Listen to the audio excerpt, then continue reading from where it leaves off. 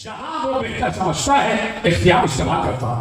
तो हमारे आइम्मा ने जो एक किरदार और सीरत छोड़ा वो इतना खुशबूदार है कि उसमें कोई जाली इत्र लगाने की जरूरत नहीं है। इतना महकता हुआ किरदार है कि उसमें दुनिया का कोई इत्र लगाने की जरूरत नहीं है।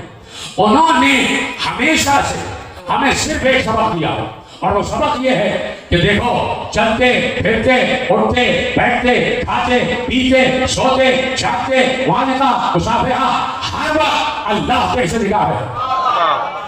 और जितनी भी जिंदगी आइम्मा मासूमीन ने गुजारी वो तौहीद के दिफा में गुजारी,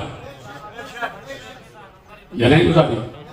वो हमेशा तौहीद के दिफा में गुजारी और बताया कि अल्लाह किसे कहते हैं और अल्लाह होता कौन है और अल्लाह हर वक्त हमारे साथ है।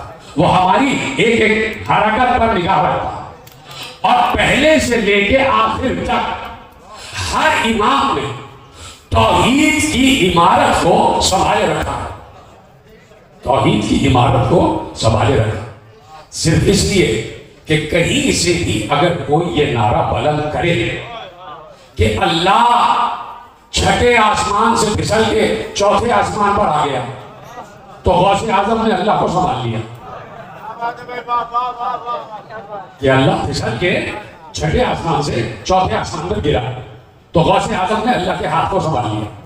तो यहां पर यह बात नहीं है, यहां पर आइमा ने बताया अल्लाह सबको संभालता है, अल्लाह को किसी के संभालने की जरूरत नहीं है। ये नहीं है कि कोई बंदा अल्लाह को संभाले, ये स्पीकर बंद हो गया इसको सही करो। ये नहीं है कि कोई अल्लाह को संभाले, अल्लाह सबको संभालता है। तो जो है चाहे बोले या ना बोले, मुझे तो पैगाम देना है, इसलिए के बानियान ने कहा है कि मैसेजेस देते जाए। तो हमारा सबसे बड़ा तोहफा इम्तियाज ये है कि तौहीद का दिफा और उलूहियत जो पैगंबर ने सिखाई है वो वाली उलूहियत। वो उलूहियत नहीं कि अल्लाह मैदान महशर में एक कुर्सी पर बैठ जाए और उसके वजन से कुर्सी चढ़ा रही है और जहन्नम कहे कि परवरदिगार और भेज, अल्लाह भर देगा, परवरदिगार और भेज, अल्लाह और इंसानों को भेजेगा, और भेज, यहां तक कि सारी जहन्नम भर जाएगी और जहन्नम कहेगी हल मिन मज़ीद, अल्लाह कहेगा इंसान तो खत्म हो गया, तो परवरदिगार मेरे अंदर तो जगह बाकी है। तो अल्लाह अपना उल्टा पांव जहन्नम में डाले। तो क्या ये तौहीद है? क्या इस तौहीद को हमने पैगंबर से सीखा? क्या ये वाला अल्लाह चाहिए आलम इस्लाम को? वो अल्लाह जो कादिर है और गौसे आजम कादिर नहीं है, अब्दुल कादिर है। भाई वो भी हैरान होंगे, गौसे आजम अब्दुल कादिर जिलानी भी हैरान होंगे, ये कैसी कैसी बातें मुझसे मंसूब की जा रही हैं।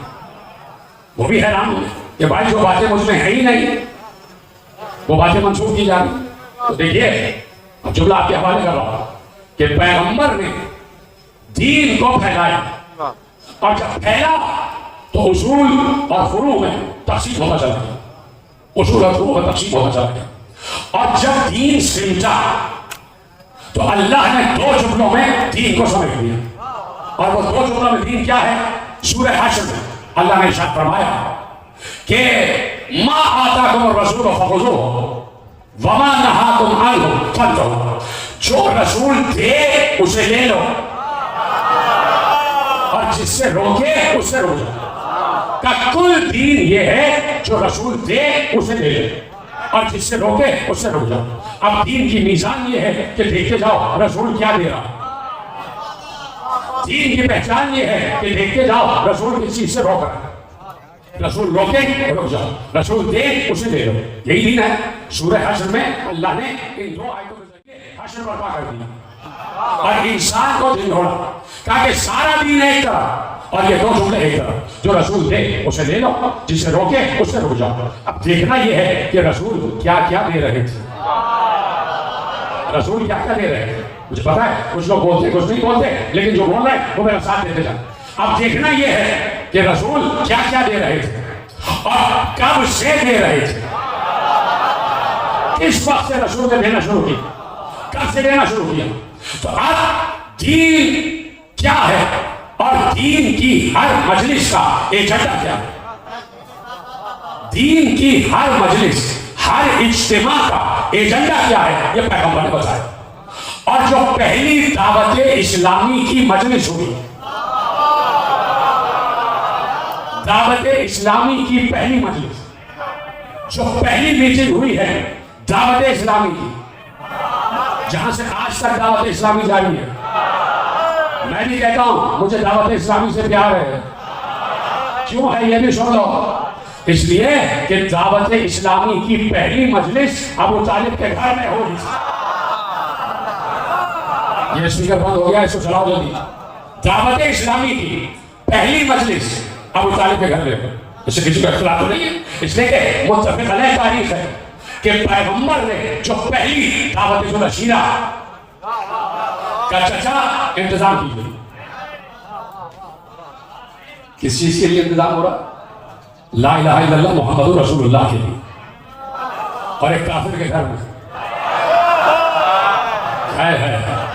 ये पढ़े लिखे लोगों को क्या हो जाता है, मुझे सच है कि अबू तालिब के घर से निकला है छुप छुप के साथ का चचा इंतजाम कीजिए। अब पहली दावत इस्लामी में हर दावत इस्लामी का की मजलिस का मौजू और एजेंडा तय होने जा रहा है। पहले दो मौजू तो तय थे कि पहली दावत इस्लामी की मीटिंग में दो कौन से मौजू हैं जो डिस्कस किए जाएंगे। सबको बुलाया, मशहूर बात है, बच्चे को याद है, सबको बुला लिया। अशीरतल अक़रबीन, अपने क़ुरबा को, जो करीबी अजीज हैं और जो करीबी अशीरे हैं, जो करीबी क़बाइल हैं, सारे क़ुरैश जमा हो गए। अबू तालिब के घर में जमा हो गए। इंतजाम हुआ खाने का। इसका मतलब है कि दावत के लिए खाना जरूरी है। जो बात की जाए इस्लाम के लिए उसमें खाना जरूरी है। खाना किया, खाना तैयार हो गया। एक बकरी की टांग बस्ती भुनी हुई और छोटे से प्याले में दूध, सब जाके बिठा दिए गए। अब सब बलद हो के देख रहे हैं कि मेन्यू मिल जाए, खाने मिल जाए। खाने का तो शौक ही ना रहा। उन्होंने देखा एक बकरे की दस्ती छोटी सी भुनी हुई और एक प्याले में दूध। सब आपस में मजाक उड़ा रहे कि 100 आदमी हैं और खाना इतना। कयाली पहले खाना सर्व कीजिए, पहले खाना पेश किया जाए। सबने देखा इतने सारे लोग और खाना इतना सारा। कयाली अभी नहीं, करीब आए, करीब आए। पैगंबर ने बकरे की भुनी हुई रान पर हाथ फेरा। इतनी बरकत हुई कि सबने खाया और रान वैसी की वैसी। जब दूध पिलाने की बारी आई, पैगंबर ने अपनी 5 उंगलियां दूध में दाखिल की। काली पिलाइए, खत्म नहीं होगा। सबने खाया पिया और जैसे पैगंबर ने कहा मैं कुछ बात करना चाहता हूं, एकदम जाहिलों का बाप खड़ा हुआ और उसने कहा नहीं भाई चलो, हमारे पास टाइम नहीं है, हाँ फिर कभी बात करेंगे, अभी खाना वाना हो चुका, फिर कभी बात होगी, हम बात होने के लिए नहीं आए। चला गया, मीटिंग डिस्पर्स हो गई। लेकिन पैगंबर ने हिम्मत नहीं हारी। पैगंबर ने कहा चचा कल इन्हें फिर बुलाइए। मैं भी ऐसे हिम्मत आने वाला नहीं, कल इन्हें फिर बुलाइए। दूसरे दिन फिर मीटिंग हुई, फिर वैसे हुआ, खाना हुआ। और उसके बाद अबू तालिब को मालूम था कि अबू जहल फिर गड़बड़ करेगा। जैसे ही खाना खत्म हुआ, पैगंबर खड़े होके कुछ बात करना चाहते थे।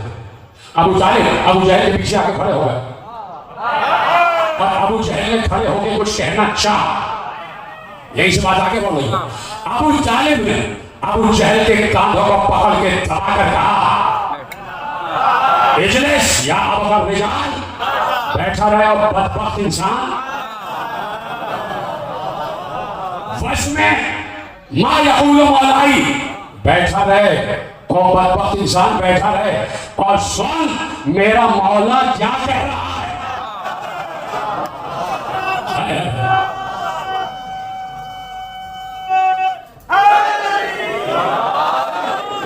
आगे बैठा रहे और बदबख्त इंसान और सुन मेरा मौला क्या कह रहा है।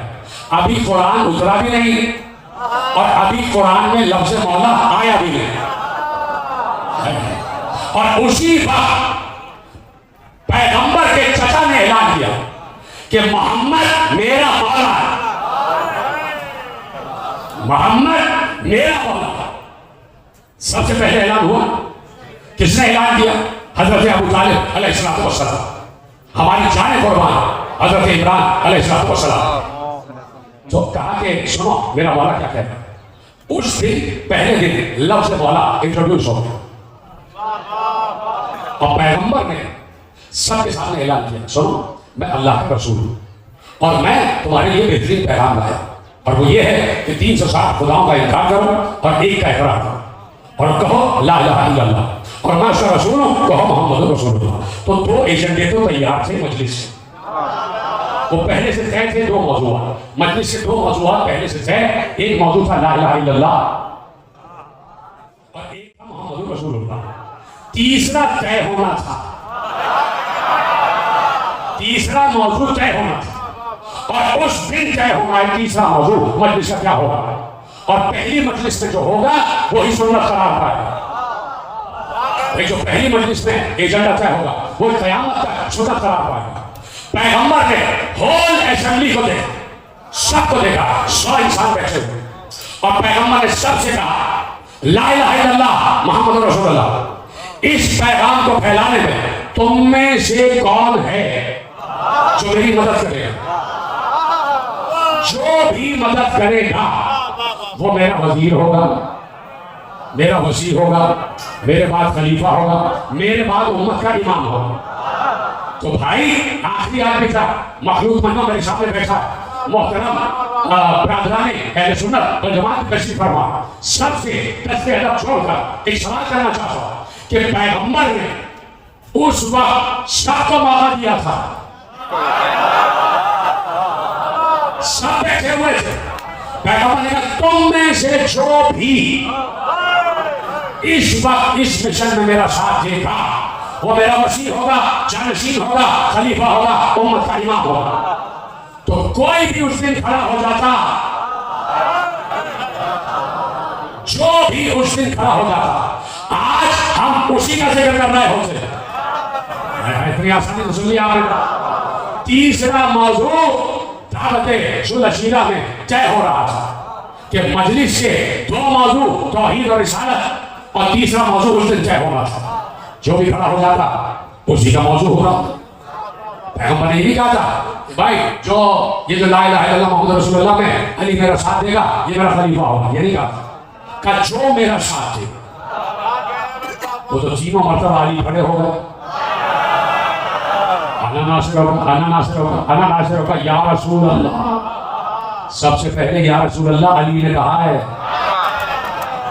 अना नासिर या रसूल अल्लाह, मैं हूं आपका नासिर या रसूल अल्लाह।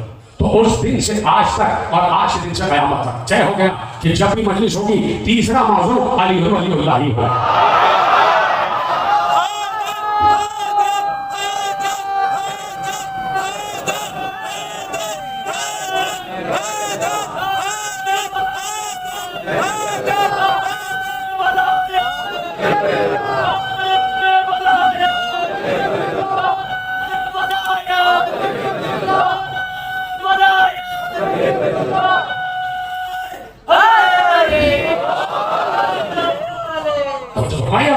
तो तीसरा मौजू अली हो, ये पहली दावत इस्लामी की मीटिंग में तय हो गया कि पहला मौजू तौहीद, दूसरा मौजू रिसालत, तीसरा मौजू विलायत अली। इसलिए कि उस दिन जो भी कबूल कर लेता क़यामत तक तीसरा मौजू उसी का होगा। तो अब अबू तालिब ने कहा कि मेरा मौला है रसूल। पहले दिन हजरत अबू तालिब ने सबसे पहले ये ऐलान कर दिया कि मेरे मौला का नाम है मोहम्मद। ये हजरत अबू तालिब की सुन्नत करार पा गई कि मेरा मौला है मोहम्मद मुस्तफा सल्लल्लाहु अलैहि वसल्लम।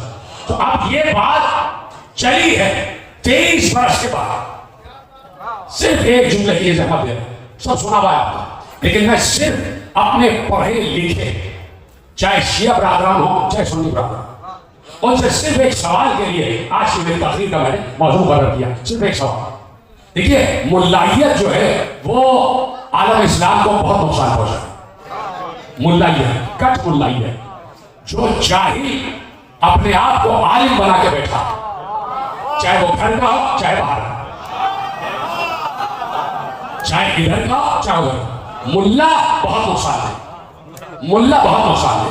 और इंसान, आम इंसान के लिए जरूरी है कि हर पुकारने वाले की पुकार पर पीछे जानवरों की तरह जिसकी मर्जी आई उसने पुकारा और आवाज चल पड़ी। नहीं, हर इंसान के लिए पैगंबर ने कहा है गौर करो, फिक्र करो, पढ़ो, लिखो, तालीम के साथ, शऊर के साथ, तफक्कुर के साथ, तअक्कुल के साथ, तफाहुम के साथ, तदब्बुर के साथ। पहले देखो कि सामने वाला किस एजेंडे पर आया। और आज तो शैतान हर तरफ घूम रहा है अगवा करने के लिए, हर तरफ शैतान घूम रहा और वो कहता है कि मैं इनको अगवा करूंगा। अब शैतान अपने असली शक्ल में नहीं आता, वो किसी न किसी शक्ल में आ जाता।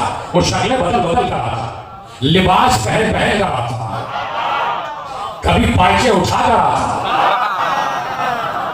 कभी लंबी कमीज पहन के आता, कभी अबा कबा में आ जाता, यानी मुख्तलिफ लिबास पहन के आता और इंसानों को बैठा अपने पीछे पीछे ले जाता। तो सबको शऊर की मंजिल पर आना जरूरी, जहां नारा लगे पीछे चल पड़ो। हर चीज पेट नहीं है, याद रखो। भूख इंसान को मजबूर करती है, लेकिन कभी कभी भूख अल्लाह इम्तिहान के लिए भी नाज़िल करता है कि तुम भूखे हो ला इलाहा इल्लल्लाह छोड़ोगे, मोहम्मद रसूलुल्लाह छोड़ोगे, अली वली छोड़ोगे। कभी भूख नाज़िल करता है इम्तिहान पे, और इम्तिहान होता है दर्जे बढ़ाने के लिए। वो जिसको अपना करीबी जानता है उस पर मुसीबतें नाज़िल करता है।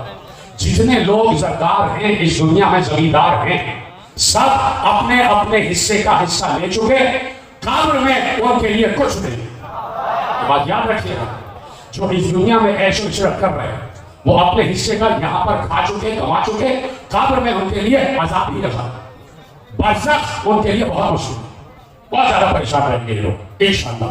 जिन्होंने अवाम के हुकूक खाए हैं वो इंशाअल्लाह अज़ाब में दुनिया में भी और आखिरत में भी मुब्तला रहे, वो अपने हिस्से का ले चुके।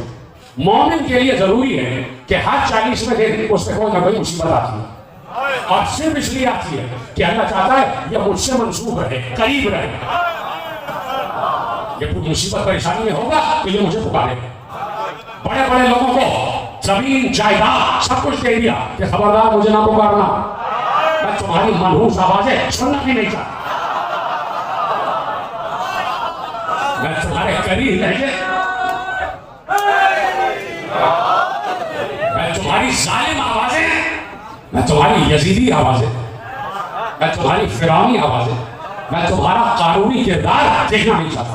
अल्लाह की तरफ देखता भी नहीं, इन जमींदारों की तरफ, इन बड़े बड़े पैसे वालों की तरफ देखता भी नहीं। तो अब इसलिए मैंने कहा कि देखिए मैं सिर्फ एक सवाल कर रहा हूं कि पढ़ा लिखा इंसान अगर यहाँ मौजूद है तो मैं उससे सवाल करूँ और वो सवाल आप तक पहुंच जाएगा। अबू तालिब ने नारा लगाया कि मोहम्मद मेरे मौला हैं, तो मोहम्मद मौला है ना, बोलो ना सबके साथ, मोहम्मद मौला है। और यही पैगंबर ने गदीर खून में सबसे करा, यानी इससे भी बड़ा मजमा था। ये तो मजमा कुछ भी नहीं है, दाद देने का मुझे नजर आ रहा है मजमा 1,25,000, कम से कम 90,000 की तादाद, ज्यादा से ज्यादा 1,25,000, 1.25 लाख सहाबा, कोई आम लोग भी नहीं। असहाबे किराम जो पैगंबर से मोहब्बत करते थे, जो पैगंबर पर अपनी जान कुर्बान करते थे, जिन्होंने रूए रसूल को देखा और जो उस वक्त तक फिरकों में तकसीम ही नहीं हुए। साहबा ने फिरके नहीं बनाए, अहले बैत के फिरके नहीं बनाए, तो जब तक रसूल थे कोई फिरका बन ही नहीं सकता था। इसलिए जब रसूल है तो रसूल हर मामला हल करने के लिए मौजूद। ये तो बाद में जब लोगों ने गदीर का इनकार किया तो मसाइल क्रिएट हो गए, उस पर बात करेंगे। तो 1,25,000 मौजूद असहाबे किराम, बड़े बड़े अजिल्ला असहाबे किराम, हजरत अबू सईद खुदरी रज़ी अल्लाह तआला अन्हु, हजरत अबू अय्यूब अंसारी रज़ी अल्लाह तआला अन्हु, हजरत सलमान फारसी, हजरत खूशा, हजरत जाबिर, कितने ही सहाबा मौजूद, हजरत अब्दुल्लाह इब्न मसूद, कितने ही सहाबा मौजूद, हजरत अबू बकर रज़ी अल्लाह तआला, हजरत उमर रज़ी अल्लाह तआला, हजरत उस्मान रज़ी अल्लाह तआला, सारे सहाबा मौजूद, अजिल्ला सहाबा। और किताब अल असहाबा की तमीज़ सहाबा, उसमें तकरीबन 15,000 असहाब के नाम लिखे, यानी 15,000 असहाब के नाम महफूज हैं, यानी जिनके नाम रिकॉर्डेड हैं, सारे सहाबा मौजूद, और एक ज़ात रिसालत बुलंदी पर हज्जतुल विदा से वापसी, सिवाय बुखारी साहब के सबने लिखा, सिवाय बुखारी साहब के सबने लिखा। इमाम मुस्लिम ने भी लिखा, सही तिरमिज़ी और सुनन इब्न माजा, कंजुल उम्माल, अल इस्तिआब, जो किताब का हवाला लें उसमें कहीं ना कहीं गदीर का जिक्र मौजूद है। सब ने लिखा कि पैगंबर ने गदीर खुद के मकाम पर रोका, और रोकने के बाद सबको जमा किया, और जमा करने के बाद पैगंबर ने सबसे खराब लिया, कहा कि क्या मैं तुम सब पर तुमसे ज्यादा तसर्रुफ नहीं रखता? सबने कहा या रसूल अल्लाह, आप हमसे हम पर ज्यादा तसर्रुफ रखते, हमारी जानों से ज्यादा हमारी जानों पर आपका इख्तियार। कहा ठीक है, मैं औला हूं। सबने कहा भला या रसूल अल्लाह, आप औला हैं। जब मैं औला हूं तो मैं मौला हूं, जब मैं औला हूं तो मैं मौला हूं। आप रसूल ने मेरी तरफ देखिएगा, साथ की तरफ इशारा किया और कहा मन कुन्तु मौला। मेरा इशारा देखिएगा, बिल्कुल सुनने की बात है, लेकिन मैं सिर्फ एक सवाल के लिए मैंने आपको जहमत दी, एक सवाल का मन कुन्तु मौला। मन कुन्तु मौला का मतलब क्या है? जिस जिसका मैं मौला, यूं कहा होगा तो जिस जिसका मैं मौला, चारों तरफ असहाब मौजूद है, जिस जिसका मैं मौला। तो रसूल किस किस का मौला था? किस किस का मौला था? रसूल हजरत अब्दुल्लाह इब्न मसूद के मौला, हजरत अबू सईद खुदरी के मौला, हजरत अबू अय्यूब अंसारी के मौला, हजरत जाबिर बिन अब्दुल्लाह अंसारी के मौला, हजरत मिक़दाद के मौला, हजरत अबू ज़र के मौला, हजरत सलमान के मौला, हजरत हुज़ैफा के मौला, हजरत अबू बकर के मौला, हजरत उमर के मौला, हजरत उस्मान के मौला, सबके मौला है। यानी हजरत अब्दुल्लाह इब्न मसूद का मौला भी रसूल, हजरत अबू अय्यूब अंसारी का मौला भी रसूल, हजरत अबू बकर का मौला भी रसूल, हजरत उमर रज़ी अल्लाह तआला अन्हु का मौला भी रसूल, हजरत उस्मान रज़ी अल्लाह तआला अन्हु का मौला भी रसूल। क्या हो गया? अब सवाल करो, इजाजत है? अब मैं तमाम पढ़े लिखे लोगों से सवाल करता हूं। तो सवाल यह है कि हजरत अबू बकर रज़ी अल्लाह तआला अन्हु, हजरत उमर फारूक रज़ी अल्लाह तआला अन्हु, हजरत उस्मान रज़ी अल्लाह तआला अन्हु और तमाम असहाब ने कहा आप हमारे मौला, रसूल हमारा मौला है। अब अगर कोई भी ये कहे कि मैं रसूल को मौला नहीं मानता, हजरत उमर को मौला मानता हूं, मैं रसूल को तो मौला नहीं मानूंगा, मैं अबू बकर को मौला कहूंगा, मैं रसूल को तो मौला नहीं कहूंगा, मैं उस्मान को मौला कहूंगा, मैं रसूल को तो मौला नहीं कहूंगा, मैं अबू अय्यूब अंसारी को मौला कहूंगा। तो ये बताइए, आप रसूल को छोड़कर अगर उमर मौला कहेंगे तो हजरत उमर राजी होंगे या नाराज?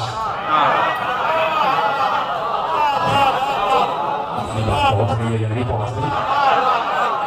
कोई अगर रसूल से हटकर अबू बकर मौला कहे या उमर मौला कहे या उस्मान मौला कहे या सलमान मौला कहे या अबू ज़र मौला कहे, तो ये सहाबा खुश होंगे या नाराज? मुझे सबका जवाब चाहिए, सबका जवाब चाहिए। नाराज हो, ये सहाबा नाराज हो जाएंगे अगर मैं कहूं कि उमर मौला और रसूल मौला नहीं, तो हजरत उमर नाराज होंगे, उनका जलाल तो मशहूर है। हजरत अबू बकर नाराज होंगे, हजरत उस्मान रिज़वानुल्लाह तआला अलैहिम अजमईन नाराज होंगे कि ये क्या कह रहे हैं, रसूल को छोड़कर तो हमें मौला मान रहे। तो रसूल ने उस दिन सबसे इकरार किया कि मैं किस चीज का मौला। हजरत अबू बकर ने कहा आप मेरे मौला, हजरत उमर ने कहा या रसूल अल्लाह आप मेरे मौला, हजरत उस्मान ने कहा या रसूल अल्लाह आप मेरे मौला, हजरत अबू अय्यूब ने कहा या रसूल अल्लाह आप मेरे मौला, हजरत अब्दुल्लाह इब्न मसूद ने कहा या रसूल अल्लाह आप मेरे मौला, हजरत हुज़ैफा ने कहा या रसूल अल्लाह आप मेरे मौला, हजरत सलमान ने कहा या रसूल अल्लाह आप मेरे मौला, हजरत अबू ज़र ने कहा या रसूल अल्लाह आप मेरे मौला। तो जब सब ने कहा या रसूल अल्लाह आप मेरे मौला, तो फौरन पैगंबर ने कहा जिस जिसका मैं मौला उस उसका अली मौला।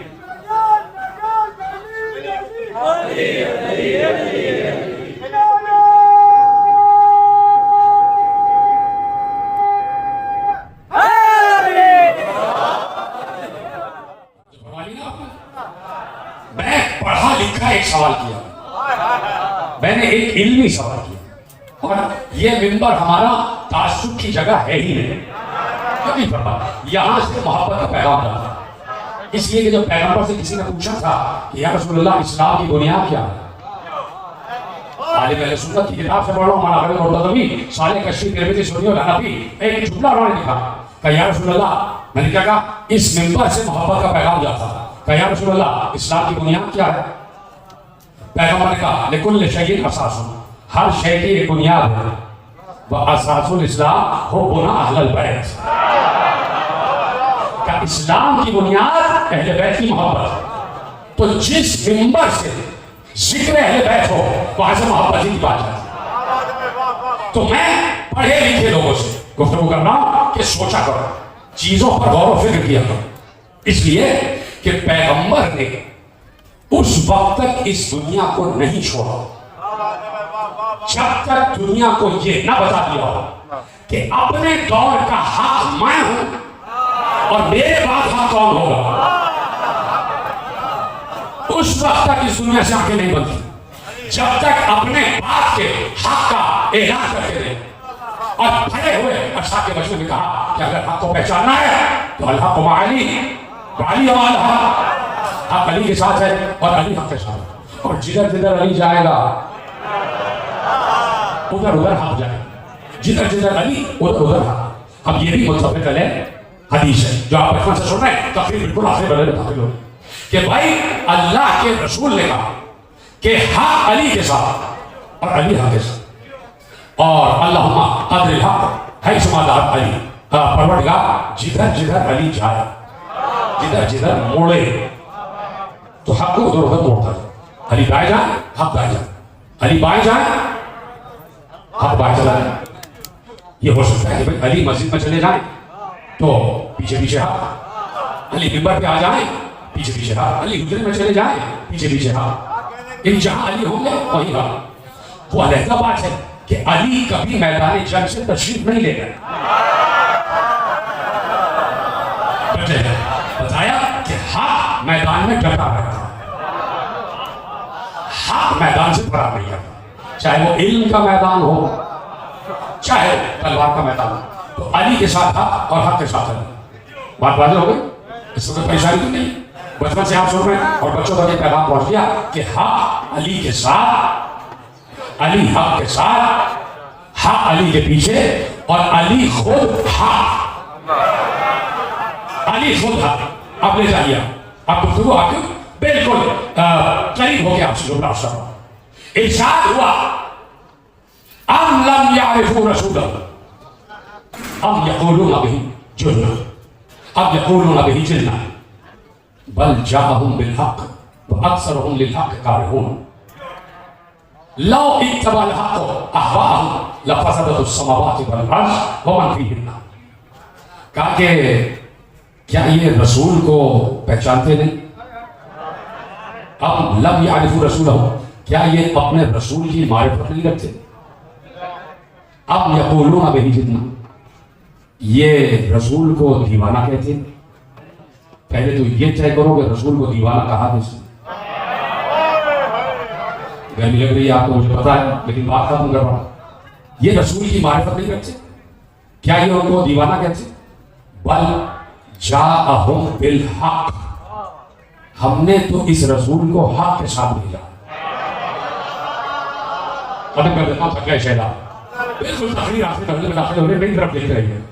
बल जाअहुम बिल हक़, हमने इस रसूल को हक के साथ भेजा।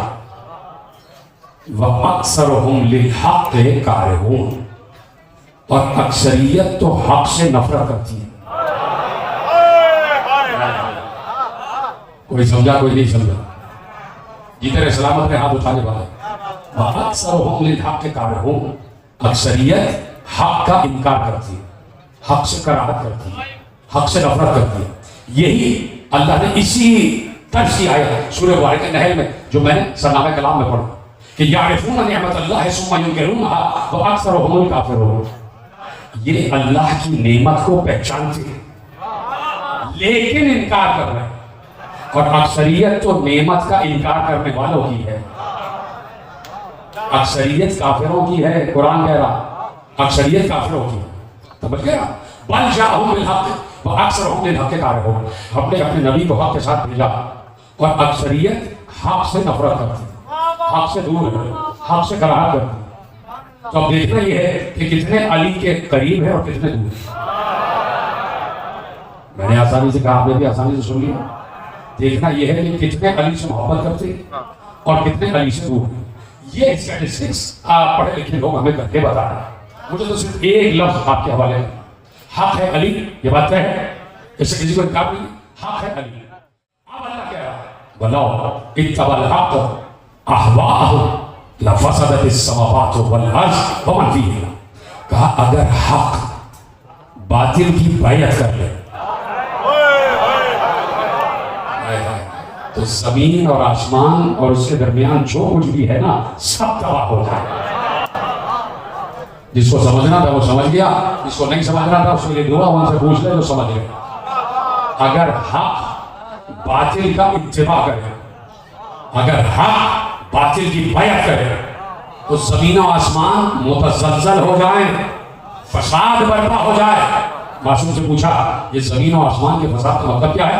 का मतलब ये है कि आसमान से बारिश ना बरसे, जमीन से गल्ला ना उगे, बीच की हवा खत्म हो जाए, आसमान से बारिश का बरसना, जमीन से गल्ले का उगना, मुसलसल ऑक्सीजन का सप्लाई जारी रहना। ये बता रहा है न कल अली ने बायत की थी, न ज़ैनुल आबिदीन ने बायत की, न हुसैन ने बायत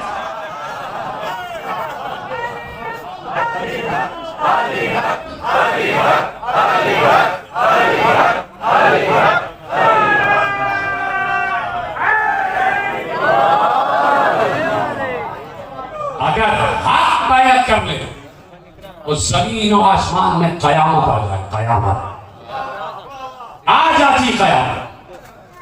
और कयामत रुकी हुई थी, खत्म कर दी मैंने बात। आपने सुना खुदा आपको सलामत रखे, खुदा आपके तमाम मुराद को बुरे मकसूद से भरे, आपकी जान माल इज्जत आबरू ईमान की हिफाजत हो, आपके रिस्क में इजाफा हो, जो भी आपके रिस्क के पीछे पड़े खुदा उनको तबाह बर्बाद करे, आपके घरों पर रहमत और बरकत का नज़ूल हो, मेरे नौजवानों के खून की हिफाजत हो, मेरी माँ बहनों के पर्दों की हिफाजत हो, और ये जिक्र ऐसे जारी और सारी रहे कि आ जाती कयामत, आने वाली थी, लेकिन हुसैन ने रोका हुआ था।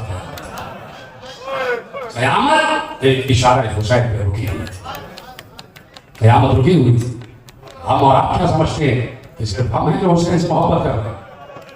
कहीं ज्यादा, बल्कि सबसे ज्यादा अगर कोई हुसैन से मोहब्बत कर रहा था तो उसका नाम था अल्लाह।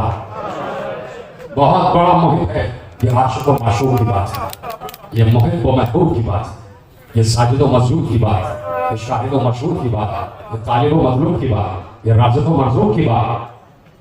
पैगाम चल रही थी हुसैन के पास, मुसलसल अल्लाह की तरफ से पैगाम, हुसैन क़यामत तक की जिंदगी हुकूमत सब कुछ दे रही है, टल सकता है सब कुछ का परवरदिगार। दूसरी बात क्या? दूसरी बात ये है हम चाहते हैं हमारी राह में शहीद हो रहा, क्या परवरदिगार तेरी मर्जी वही मेरी मर्जी।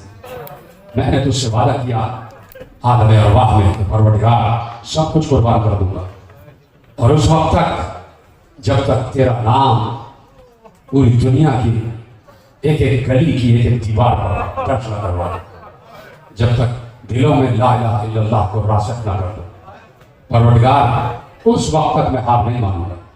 और आज तक हुसैन वही पैगाम दे।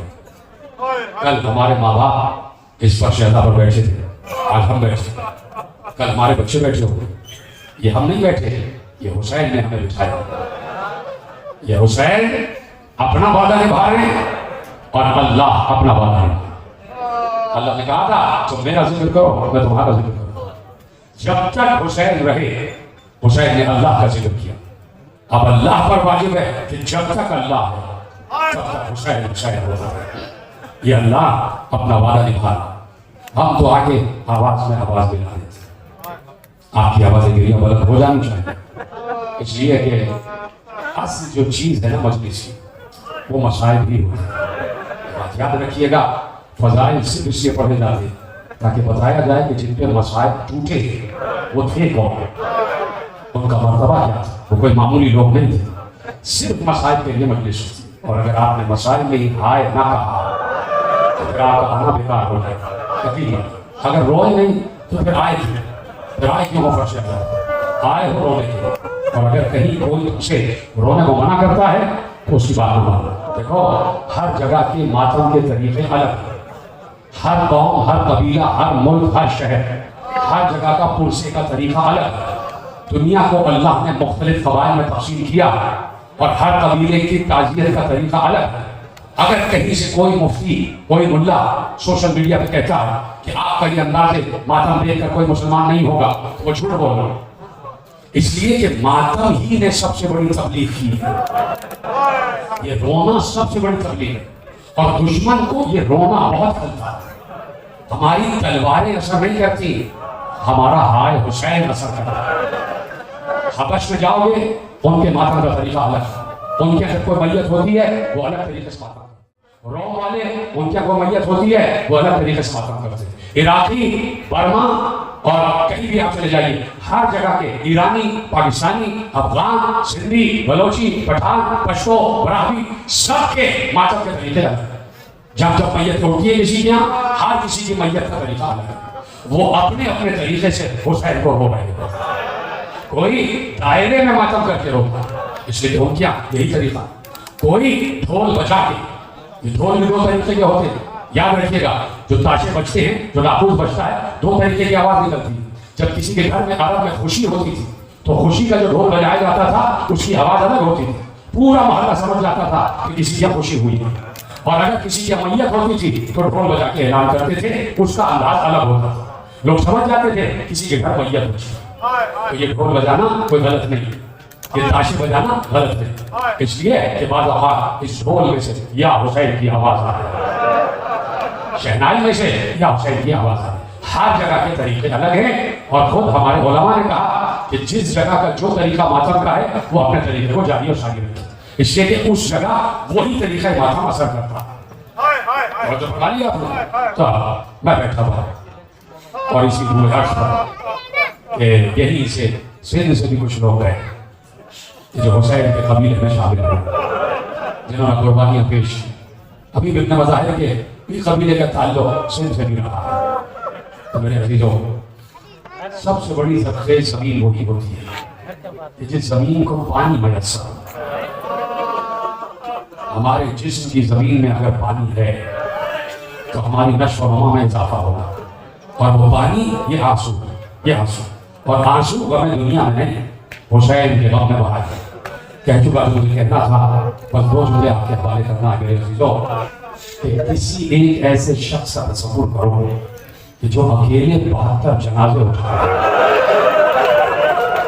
जिसने अकेले 72 जनाजे उठाए, ये जुम्मा लेना नहीं है, मातल का जुम्मा है। खुदा आपकी आवाज़ों में सलावत रखे। इतने अच्छे लगते हैं आप बाहर हो सकते हैं। मैं हुसैन का एक कदना सा जाके आपको रोता हुआ देख रहा हूँ, मेरे दिल से दुआएं निकल रही हैं। सोचो मादर हुसैन कितनी दुआएं दे रही हो, मादर हुसैन आपको रोते हुए देख रही होंगी, कितनी दुआएं दे रही होंगी। तो मेरे अजीजों, हाय कहना ना छोड़ो, खुदा का वास्ता है, हाय कहना ना छोड़ना। अपनी नस्लों तक ये हाय हुसैन मुंतकिल करते रहना। आए हो तो बस दो आंसू बहाते जाओ, सीने पे हाथ मारते जाओ। इसलिए अभी 72 जनाजों की शबीर उठने वाली है। कैसे 72 जनाजे उठते अगर हम वहां होते। हुसैन को यही बताना है ना कि हुसैन काश के हम आपके साथ होते, या लैतनी कुन्ना माअकुम, काश हम आपके साथ होते तो कितनी रौनक होती और कैसी शान से जनाजा उठा।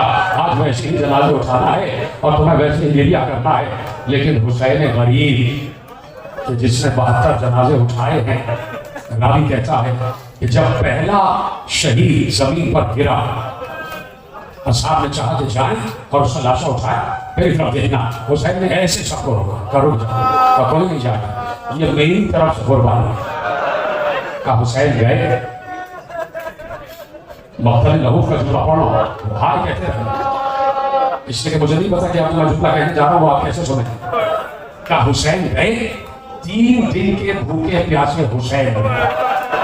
मैंने ये ताकत देखी, रावी कहता है 3 दिन के भूखे प्यासे हुसैन। मैंने ये ताकत देखी कि हुसैन घोड़े पे बैठ के जाते थे और गिरने वाले के लाशे को एक हाथ से छू के उठा ऐसे और उठा के अपने साथों पे रखे मक्तल में जाके लाशा लिटा देते। सारे लाशें हुसैन ने तनहा उठाए, सबको रोक देते थे कि मैं जाऊंगा, मैं लेके आऊंगा। अब वही हुसैन कि जिसने 72 लाशें तनहा उठाए, जिसमें इतनी कुव्वत रही। नौजवानों भाई जरूर कहते हैं, जिस हुसैन ने तनहा 3 दिन की भूख प्यास में 72 लाशें उठाए, जब उसी हुसैन को अली अकबर ने पुकारा, उस हुसैन से जमीन पर खड़े न रहा है। वही हुसैन कोहनियों और घुटनियों के बाद वलदी अली अकबर, वलदी अली अकबर आवाज देते हुए जा रहे, अली अकबर मुझे आवाज, बेटा मुझे कुछ नजर नहीं आता। हालत दुनिया बात कर नफा मदरको अल्लाह ये क्या करते जाए, मेरी तरफ देखते जाए। अली अकबर तेरे बाद इस दुनिया पर खाक है, मुझे बताए खुदा 7 बच्चों के सरों पर उनके बाप का साया सलामत रखे। खुदा ना खास्ता किसी बेटे का लाशा पड़ा हो और बाप अकेला हो तो बाप पर क्या गुजरती है। लेकिन खुदा की कसम, रावी ने लिखा कि हुसैन को आंखों से नाबीना हो चुका, कुछ हुसैन को नजर नहीं आता। कभी इधर जाते थे, कभी उधर। कोई है जो मेरे बेटे का लाशा बता, कोई है जो मुझे मेरे बेटे तक पहुंचा। लेकिन जब हुसैन पहुंचे हैं ना, तो देखा कि अली अकबर के घोड़े की आवाज आ रही। हुसैन समझ गए ये सवारी जो बाप मुझे अली अकबर तक ले चले। घोड़े का पीछा करते हुए अली अकबर की लाशे पर पहुंचे। मेरे बुजुर्ग सुनने तो बस यही मैं समझता हूँ कि मेरी मेहनत स्वागत हो जाएगी। 4 मक्तलों के हवाले से रिवायत पढ़ रहा हूँ। कल जिस सुबह हुसैन लाशे अली अकबर पर पहुंचे, उससे पहले ज़ैनब पहुंच चुकी थी। ज़ैनब पहुंच चुकी थी और ज़ैनब अपने आप को लाशे अली अकबर पर गिरा चुकी थी और ज़ैनब की सफेद चादर अली अकबर के लहू से सुर्ख हो चुकी।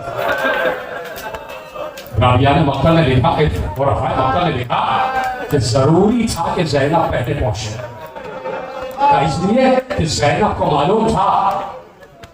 हाँ जरूर कहते हैं, कैसे बोलोगे? इसलिए कि ज़ैनब को मालूम था कि अगर हुसैन बराह रास्त अली अकबर के लाशे पर पहुंच गया तो बेटे को इस हाल में देख के बाप का दम निकल जाएगा। ज़ैनब सिर्फ इसलिए पहले पहुंची कि हुसैन की तवज्जो बन जाए और हुसैन की तवज्जो ज़ैनब की तरफ आ जाए, बेटे की तरफ से तवज्जो हट जाए। और यही हुआ। तो जैसे ही हुसैन ने ज़ैनब को देखा, बेटे की लाश को भूल गए और एक बार ज़ैनब को गले से लगाया और छोड़ के आया, बहन आप खेमों पे जाइए। और बहन ये मंजर देख रही थी। बहन ने देखा कि बूढ़ा बाप है, जवान लाशा। एक बार बच्चों से कहा, बच्चों का बूढ़े बाप से जवान लाशा उठ नहीं सकता। बच्चे पहुंचे, किसी ने अली अकबर के एक पांव को थामा, किसी ने दूसरे पांव को थामा, किसी ने हाथों को थामा। हुसैन ने उठाया, अपने कांधे पर रखा और रखने के बाद नजर की तरफ रोककर एक जुमला कहा, बाबा अली खैबर का दर उठाना आसान है, जवान की लाश उठाना मुश्किल। ये पहली मंजिल नहीं थी और मोहम्मद की लाशें भी ऐसे ही उठा के रहा। बहन के सामने दोनों बच्चों की लाशें लाके रखी, लेकिन बहन सजदे में झुकी हुई थी। बहन सजदे में थी, लेकिन कयामत तो उस वक्त हो गई ना कि जब कासिम की पामाल लाश को समेट रहा। मुझे देखते जब मैं आपसे जुमला कहूँगा जब बराबर होगा, कासिम की पामाल लाश को समेटना पड़ा। कैसे समेटा है हुसैन ने, यह हुसैन ही जानते। अगर कहीं तो एक मंजर बयान करो जैसे आप इंडिया कर रहे हैं, खुदा आपको सलामत रखे। कासिम की पामाल लाश को समेटा है ना, तो ये मंजर दूसरी मर्तबा फिर दिखाई दिया कि लाश को समेटना किसे कहते हैं। लाश को समेटना किसे कहते हैं? जब ज़ैनुल आबिदीन मोजने से वापस आए और हुसैन की कब्र बनाने लगे, तो जब हुसैन के लाशे को उठाना चाहा ना, तो हुसैन का लाशा टुकड़ों में बटा हुआ, जिससे लाशे पर घोड़े दौड़ाए जा चुके हों, वो ही हाल हुसैन के लाशे का था तो कासिम के लाशे का था। भतीजे के लाशों के टुकड़ों को जमा किया और लाके गठरी की सूरत में मां के सामने रख दिया। अब्बास के शाने उठाना हुसैन के लिए कयामत थी। थक गए शैतान, देखो 68 दिन से रोने के लिए, बस मुझे 5 मिनट चाहिए, उसके बाद ज्यादा बराबर हो जाए। सिर्फ एक रिवायत पढ़ता हूँ। जैसे ही हुसैन अलम लेकर वापस आए, अब्बास का लाशा पड़ा हुआ है किनारे दरिया, हुसैन अब्बास का अलम लेकर वापस आए। बच्चों ने घेर लिया, चाचा अब्बास कहाँ गए? बाजू बता के दरिया पे सो गए। बीवियां एकदम खैमागाह से शहर में आ गए, सब देख रही हैं अब्बास का। एक बार हुसैन जमीन पर बैठ गए। आज जरूर कहते हैं हुसैन की आबा ऐसे निकली। हुसैन ने बैठकर आबा के दामन को खोला और खोलने के बाद जब दामन को फैलाया, बीवियों ने कहा भैया ये क्या है? कहा ये अब्बास के कटे हुए लाशा बनाया, भाई के कटे हुए बाजू। अब्बास के बाजुओं को चूमना शुरू किया। अब मोरा ये बात मेरे अजीजों, कयामत उस वक्त आ गई कि जब हुसैन को अली असगर की खबर बनाना, अली असगर की खबर बनाना, एक हाथ से कब्र खोद रहे हैं, दूसरे हाथ से लाशा दफना दिया और जलती हुई रेत अली असगर के लाशे पर डाली। मां तड़प कर बेहोश हो गए। खत्म हो गई तकरीर मेरे अजीजों, बस आखिरी जुमला और आपके लिए दुआ। अब वो घड़ी आ गई कि जहां हुसैन को जाना, 72 ताबूत बरामद हो रहे हैं, सबसे आगे आगे हुसैन का ही ताबूत होगा। अब्बास का अलग होगा, अब्बास का ताबूत होगा। बस एक जुमला, एक मंजर मुझसे सुन लेना और उसके बाद मुझे इजाजत दे दें। जैसे ही हुसैन ज़ीने फरस से जमीन पर आए, हुसैन के जिस्म पर 400 तीर लगे हुए, 400 तीर हुसैन के पूरे जिस्म पर। एक बार सकीना खेमे में फूफी का दामन खींच खींच कर कहने लगी, फूफी अम्मा इजाजत है कि मैं बाबा को एक नजर देख लूं। क्या थक गए हैं आप? क्या आप हाय नहीं कह सकते? जिनके ज़बान खामोश है उनसे पूछें, क्या हुसैन का इतना हक नहीं है आपके ऊपर? क्या आप बहुत बड़े मनसब वाले हैं? क्या आप बहुत अमीर हैं? क्या आपको शर्म आ रही है हाय कहते हुए? क्या अभी भी हाय ना कहोगे? सकीना आई, हुसैन गर्दन झुकाए हुए पीछे से, सकीना मैदान में, चारों तरफ बच्चियां। सकीना को नजर नहीं आ रहा था मेरा बाबा कहा। सकीना ने एक शकी का दामन पकड़ कर कहा, है शेख मुझे मेरे बाबा तक पहुंचा दे, मुझे बता दे मेरा बाबा कहाँ। उसने एक बार सकीना को देखते हुए कहा, तुम्हारे बाबा कौन है? किसकी बेटी हो? कहा मेरा नाम सकीना है, मैं हुसैन की बेटी। बस सुन लो आखिरी जुमला। उसने कहा अच्छा अपने बाबा के पास जाना चाहती हो? कहा मुझे मेरे बाबा का पता बता दे। उसने कहा हंसते हुए कहा लो मैं तुम्हारे बाबा का पता बताता हूँ। उसने तीर को कमान से जोड़ा और जोड़ने के बाद तीर को खींचा और खींचने के बाद कहा बच्ची जहां जहां ये तीर जाए, जहां जाके रुके वहीं पर तेरा बाबा। तीर चला, तीर जाके हुसैन की पेशानी पर, सकीना जाके बाबा से लिपटी। हुसैन ने सकीना को सीने से लिपटाया। आखिरी जुमला तकरीर का, जब बहुत देर हो गई सकीना सीने से जुदा ना हुई, शिब्र आगे बढ़ा और कहा हुसैन बच्ची को हटा, बच्ची को हटा। कहा बहुत जालिम, बच्ची अपने बाबा से मिलने आई, आखिरी बार सीने से लगे रहेंगे। कहा नहीं हमें गला काटना। जब बहुत देर हो गई, बच्ची हुसैन के सीने से जुदा ना हुई तो बच्ची को हटाया गया। भाई कहने में कोई हर्ज नहीं, बच्ची को हटाया गया। ले आना काबू, बच्ची को ऐसे हटाया गया कि सकीना को बालों से पकड़ दूर फेंका। हुसैन ने आवाज दी